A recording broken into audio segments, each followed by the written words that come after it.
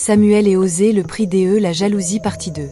La nuit était lourde, presque suffocante. Dans sa petite chambre, Osée fixait le plafond, l'esprit assiégé par la voix du vieil homme. Ses paroles résonnaient encore. « Donne-moi un enfant pur, innocent. » Chaque battement de son cœur lui rappelait le rire cristallin de la fille de Samuel. Au matin, il retourna chez son ami. Samuel l'accueillit comme toujours, un large sourire aux lèvres. « Osée, viens donc, j'allais préparer le déjeuner. » José, tenant le bébé dans ses bras, salua Osée d'un sourire sincère. « Regarde comme elle t'aime déjà.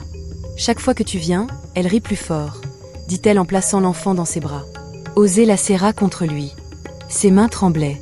L'enfant gazouillait innocemment, sans se douter de l'ombre qui planait au-dessus d'elle. Un frisson glacé parcourut son dos. Était-il capable de faire cela?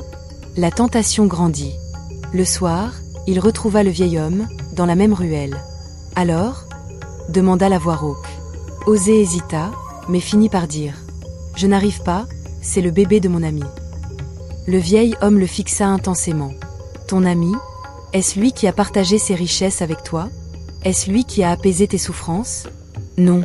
Il se réjouit pendant que toi, tu crèves de faim. » Ces mots frappèrent Osée comme des coups de couteau. La colère et la jalousie se mêlaient, brouillant toute raison. « Si je le fais, tu me promets la richesse. » « Plus que tu n'en as jamais rêvé, » répondit le vieillard en lui tendant une petite calebasse noire. « Quand tu auras l'enfant, viens me voir. Le marché sera conclu. » Le premier pas vers l'irréparable. Les jours suivants, Osée continua de rendre visite à Samuel, jouant son rôle d'ami fidèle. Personne ne soupçonnait rien. Samuel riait, José parlait avec douceur, et l'enfant s'endormait parfois dans ses bras. Mais chaque sourire de la petite, chaque regard confiant de Samuel, le déchirait davantage. Une voix en lui murmurait « Elle est la clé de ton avenir.